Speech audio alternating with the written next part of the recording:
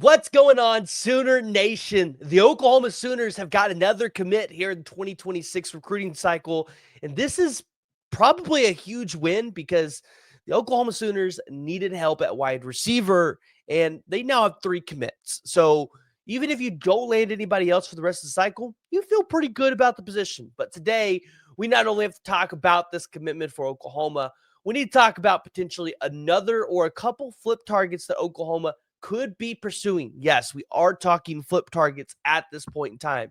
So if you're new to the channel, this is where I ask you to hit that like, hit the subscribe button so you're not missing out on any Oklahoma football content or recruiting content in general. We try to keep you guys up to speed. It's completely free. All you have to do is subscribe.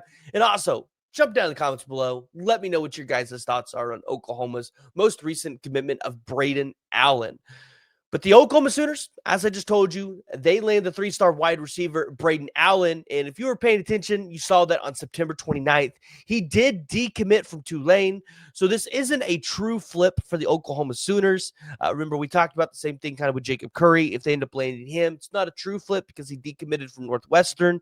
But he decommitted from Northwestern after he got the Oklahoma offer and started really looking around. So you would imagine that you could kind of call it a flip at some level like that. But Oklahoma lands Brayden Allen. And this is big because you only had 2 wide receiver commits in this class so far. And so you really kind of wanted to get at least one more guy to feel okay about this wide receiver class. And I think Oklahoma is setting themselves up pretty good to go out there and land 4 wide receivers, which if you and I were talking about this a couple months ago, I don't know if you would have believed me if I'd have told you Oklahoma was going to end the 2026 cycle with 4 wide receivers. But Brayden Allen is a 6'1", 170-pound wide receiver out of Lafayette Christian Academy in Lafayette, Louisiana. He's the 578th ranked player overall in the 247 composite rankings. But I don't think his ranking tells you everything you need to know. And, definitely only having 16 offers, I don't think that tells you everything you need to know. He's a track and field athlete, right? So as a sophomore, he finished 4th in the triple jump and set a season best triple jump rep of 45-8.25 and also ran an 11.58-100 and long jumped a 20-7. So the Oklahoma Sooners, you're starting to see this trend. Once again, I'm going to bring this up every single time. If you run track, if you're a track athlete, you're a recruit, and you can do it at an elite level, the Oklahoma Sooners is probably going to give you a look. As a junior, he had 55 receptions for 1,155 yards, 10 touchdowns, averaging 21 yards a catch. He also got snaps on defense and special teams. He did take that visit to Colorado on September 27th. So I guess if you're an Oklahoma fan, you can say this is a win over the Colorado Buffs. But this is just a huge win for Oklahoma because you needed to get another wide receiver in the class, and you've got one now. Now, this doesn't change Oklahoma's class ranking. I think we're still going to sit at number 21 behind Ole Miss.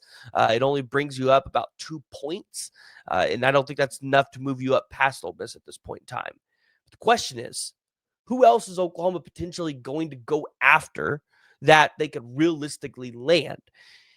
And I think we have to circle back around to the one recruit that Oklahoma just recently offered. I think that's probably the one that everybody can talk about the most that they have the best shot with. That is the Iowa State commit, Milan Paris. It's 6'5.5", 205 pounds out of Stowe, Iowa, out of Walsh Jesuit High School.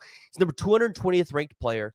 Obviously, one of the things you love about Milan Paris, he's got the size, right? And when you go watch the film, he's got a little bit of speed there. And so this would be a great addition. I do feel like, though, it's a little bit harder to probably land a guy or flip a guy from Iowa State. I just feel like Iowa State guys, if they're going to Iowa State, there's probably a love for that program or love for Matt Campbell. And Iowa State does genuinely a good job at finding wide receivers like Milan Paris and turning them into something great. So not sure what the odds and the possibility are Oklahoma's going to flip him. I think, of course, the biggest thing is going to be getting him on campus. But I think probably Oklahoma's best shot at a flip target, and I got one more after this, but I think Oklahoma's best shot at a flip target is going to be Jaden Pettit, the 6'4", 195-pound wide receiver who's committed to Wisconsin. If you guys remember, Oklahoma had been really heavily recruiting him, and he had came in for an official visit on June 6th before he committed to Wisconsin on June 26th. And this was really primarily a North Carolina, Missouri, Miami, Wisconsin, and Oklahoma battle at that time. And so it was odd to see a guy like Jaden Pettit pick a program who is primarily known for running the ball and not being a high-powered passing offense. And so, this is a guy that, when you watch his film, utilizes his frame really well to win 50-50 balls. And he's produced at a high level throughout high school. He's a multi-sport athlete. He played basketball. This is the one where I think Oklahoma probably, based on what I know, probably has the best chance to go out there and land him. So keep your eyes on Jaden Pettit as probably the most likely flip target for Oklahoma at the wide receiver position. But lastly, I don't think we can not talk about it. Jordan Clay over there, Baylor. I think that's always going to be an option if something happens with Dave Aranda out of Baylor, which I definitely think he could still get canned if their season goes off the rails. And then you've also got the Florida commit, Davian Gross. Now, I do think Florida has a chance to potentially turn around their season, which could be a problem for Oklahoma. But Davian Gross is one of those guys where I feel like if he wants to jump on board, you have to take him. He's a Swiss Army knife on the offense, playing running back and wide receiver, kind of playing that Debo Samuel type of role.